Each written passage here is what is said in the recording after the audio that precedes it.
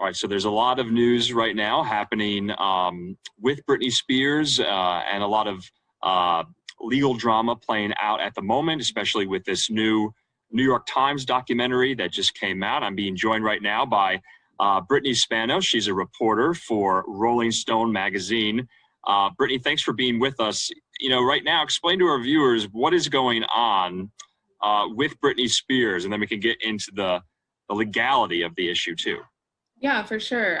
What the New York Times documentary really highlighted is something that's been going on for over a decade now in Britney's life, which is she has been under a conservatorship. So her father and a lawyer, Andrew Wallet, for a time, but now there's, some upheaval in the conservatorship and who is in charge right now, have been basically in control of her assets and in control of her well-being and her mental health.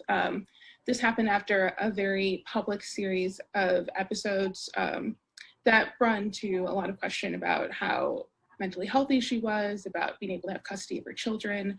The most explosive one was an involuntary 5150 psychiatric hold in 2008, where she refused to relinquish custody of her kids to her ex-husband, Kevin Federline. And that's sort of what set in motion this conservatorship.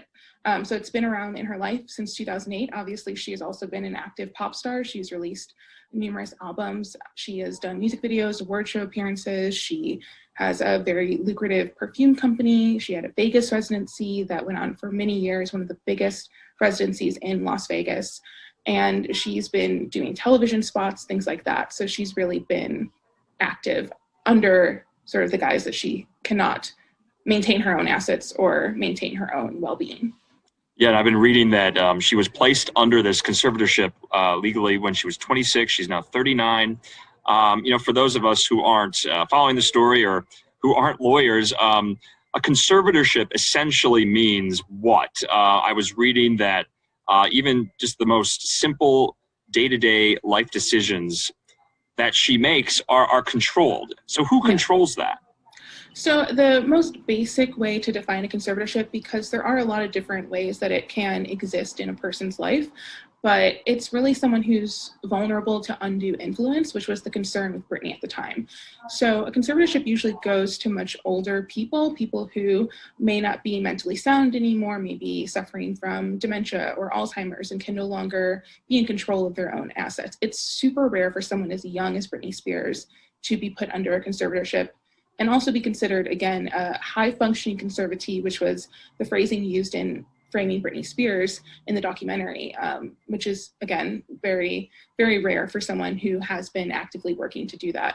So it's pretty much the idea that she can be easily influenced by an outside person, by an outside company to, lose her money, lose her assets. She is a multi-million-dollar human being. Like, she's someone who has, not only as a pop star, as a touring pop star, made a lot of money, but again, she does have a very successful perfume company, which is like a shocking amount of money that she's made from that over the years. And also merch. She's Britney Spears. She's one of the most popular names in pop culture. And so there was an understanding at the time legally that because of the state that she was in, she could not be held responsible for not only her money, but also being able to take, any medication she needed to take or be able to take care of herself or her two young sons at the time, who are still very young. And that's one of the main arguments that critics of this conservatorship, and we could talk about this movement online that they levy, is that she is very active. She has so many projects and jobs at the moment that, to us on the outside, that looks like high functioning, right? That looks like responsible. But at the moment, let's talk about the legal battle, because she is trying to get out of the conservatorship. How is that going? So the legal battle really came into high gear of sorts over the last few years. So Britney, early on in the conservatorship, was a little more vocal about not enjoying it. She did a documentary called On the Record when she was staging her comeback at the time, that she said that she felt like everything was too controlled. It was like Groundhog Day. Rolling Stone had done a report in 2011 on it. And then in 2016, there was a big feature in the New York Times about, why is this still happening? Can she, a person who has a very successful pop star career, just stand on her own anymore? So over the last few years, basically in 2018, there was some issues with her father, Jamie Spears, who is her main conservator, and Kevin Federline, her ex-husband. Jamie Spears, there's a restraining order taken out against him because he had a physical altercation with one of Britney and Kevin's sons. And so that sort of messed with Britney's own custody of her sons and ability to see them, which has already been a little bit, weakened by the conservatorship over the years. So since then, basically Britney has been petitioning the court to have someone else be in charge of her assets and of her conservatorship. Her father also had health issues that are still kind of muddled and mysterious. People don't really know a lot of the details about those, but there were some health issues that Jamie Spears was also going through that made him incapable of being a full-time conservator. Most recently in November, the biggest win for Britney was that her assets, her financial assets were put under Bessemer Trust. So it's no longer under her father and the lawyers that the court can order to be in charge of those assets. But Jamie Spears is still her main conservator, and that's what Britney is still fighting. And, she has siblings. She has a mother still. What do they say? What is their point of view, and what's their stance on this? They've really been very quiet. A lot of people close to Britney haven't really spoken out on it too much. So Lynn Spears, Jamie Spears' wife, Britney's mom, had written about Jamie Spears a little bit in her own memoir about raising Britney and about how he had been a pretty volatile person, had been, not really super available to Britney growing up and not really involved with her early career. So that raised a lot of questions about why she hadn't done much for a while. But over the last few years, she's really gotten involved in trying to make sure that she's at the court dates, that she is also fighting on behalf of Britney. There's been, the Free Britney movement, which I know we're going to talk about it a lot, is really been following a lot of her liking comments and sort of engaging with fans who have written hashtag Free Britney on post, have brought up how the conservatorship is an unhealthy situation.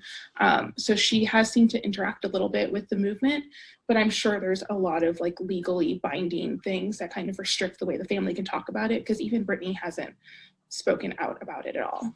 Yeah, and let's get to the hashtag Free Britney movement, which is kind of just taking social media by storm. But it's not new. It's been going on for some time. But I think with this documentary, correct me if I'm wrong, that it's now brought it into mainstream focus. It's not just this niche hashtag movement on social media. Does it have staying power, and has it reaped any really tangible results yet? Yeah, I mean, like you said, it's not new. It's been around for as long as she's been under a conservatorship. This is something that the fans have never supported, have always kind of seen as really suspicious, again, because of their own history of what they know about Jamie Spears and of his involvement in Britney's life. So it really gained a lot of momentum in 2019 when the legal battle kind of became a little bit more heated in terms of getting Jamie removed from the conservatorship. There was an Instagram-based podcast called Britney's Gram that was about Britney's Instagram and kind of reading into the posts that got an anonymous caller, the deep throat of the Free Britney movement, who called in and said that they were a paralegal that worked at the law firm that handled the conservatorship and that it is just as suspicious as everyone thinks it is. Again, the New York Times hasn't been able to verify it. Rolling Stone, we were not able to verify it, but this is from the Britney's Gram team that they did their own verification of this. And I mean, ever since then, that was really kind of the big smoking gun in terms of widely getting the information out there, at least the greater Britney fandom. I think a lot of people just didn't realize this was still happening. I think for the wider public, Britney looks like a pop star who has been working. And I think there's this idea of everything that happened in 2006, 2007, 2008, but since then, I think people have just sort of seen her as someone who's just continued to work and continue to be on the road, continue to be in Las Vegas. And so with the documentary, it's made it a wider. Yeah, and kind of go into the organizational aspects of the social media movement. Is there kind of leadership? Is it or is it just kind of disparate, these, social media accounts? Is there some centralizing force that is, galvanizing people on social media to this cause? We've also seen from a number of celebrities and friends of Britney Spears as well rally to the cause. Can you kind of talk about that as well? Yeah, so there have been protests, especially since, again, 2019, when this really became a wider known issue in the Britney fandom and kind of a wider known movement in the Britney fandom, is there have been protests at a lot of the court dates, Free Britney signs, things like that, a lot of rallying online, a lot of fans just kind of making sure that it's being talked about constantly. And that's not new, obviously, for fandom to sort of rally and to organize and do that. But because of the way the fandom works now, there's a lot more weight to it and a lot more information about how to make that reach outside of your own fandom. So because it's happening a lot on Twitter, on Instagram, it's really just continued to kind of gain steam. But there are several people who have been sort of very proactive in making sure that they're having protests, and like kind of they sent people into the courtroom when it was allowed and had them sort of update a Google Doc. And, you know, the Britney's Gram people, the two hosts of that podcast, have also been super involved in it. And, you know, especially in LA where everything is happening, that's where a lot of the fans who are based there kind of congregate and make sure they show support. I know that there's a court date on Thursday that fans are doing a virtual, Free Britney kind of protest on Zoom together, since they cannot be there in person. But it's something that the crowds have grown bigger with every single court date that they've been able to attend.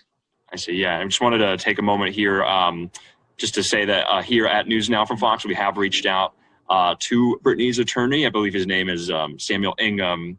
He hasn't responded. His assistant picked up. So we're trying to get comments from him at the moment. Let's talk about Britney's words and her own words. She just tweeted, I believe yesterday, kind of letting her fans know what's been going on. I just want to read it here. She said, "Remember, no matter what we think we know about a person's life, it is nothing compared to the actual person living behind the lens." So we've seen kind of these piecemeal cryptic messages on Britney Spears' social media kind of go into that. There's kind of this kind of cottage industry almost in trying to decipher what they mean. Yeah. I mean, that the podcast that I have brought up that's involved with this, their entire basis of that podcast was to kind of talk about Britney's Instagram, because she hasn't really done a lot of press the way that she used to when she was younger. And she, especially since 2008, she's been a little bit, not a little bit, she's been very much like under lock and key and hasn't sort of opened up the way that we knew Britney when she was 17 to, 25. She's been sort of, restricted in that sort of press that she's done. And so her Instagram has always been to the fans this like window into her life that's been a little bit more accessible, and kind of like the old Britney. She's just like, a nice like kind of Facebook mom almost. Like she's posting like these like cute Pinterest memes on there, the videos of her painting, the videos of her like doing choreography. It's just like, if you are a longtime fan of Britney Spears, it's so nice to see that, because otherwise you kind of see just the Vegas performance or just kind of like random press events where she's not able to talk too much or is on for like 10 minutes, So that's sort of the biggest window into her personality. Especially over the last few years, I think it's been a lot of trying to decode through, the memes that she's been posting, things that are kind of like there's always a way out as a caption, and like a photo of like a window to the sea, things like that. And song choices and just like anything that she's doing. I think a lot of, because that's really the closest fans can feel to her, it's easy to sort of want to read into, okay, she did this many emojis today, that means someone else is posting this, or she did this quote, that means she's like signaling to us, or she wore this color after we told her to wear yellow and to send an SOS, and she did that. Like, I think that's the way that the fans have sort of interacted with her and felt, or at least felt like she was interacting with them. And it's really hard to kind of confirm that those are interactions, but it does really feel like the authentic Britney Spears, like the, sweet girl from Louisiana who's kind of dorky and like is still very dorky and posting these like very like sweet memes. And yeah. So Brittany, just last question for you. I guess going forward, from someone who covers this, what will you be looking for in kind of the weeks and months ahead? Is there any light at the end of the tunnel really for an end to this conservatorship? There has been movement. I mean, Bessemer Trust being in charge of her financial assets was a huge win and something that Britney herself has requested. I think the next steps are that, her current lawyer is a court-ordered lawyer, so I think she's also petitioned to retain her own counsel, and of course to remove her father, Jamie Spears, from the conservatorship. And that's really the biggest thing to happen next is not only will she get a new conservator, but will she be taken off of it? Will it be reassessed at all? Will this documentary evoke any positive change? Because this is the widest spread that the information about not just the movement, but of the conservatorship and the details of it have been able to reach.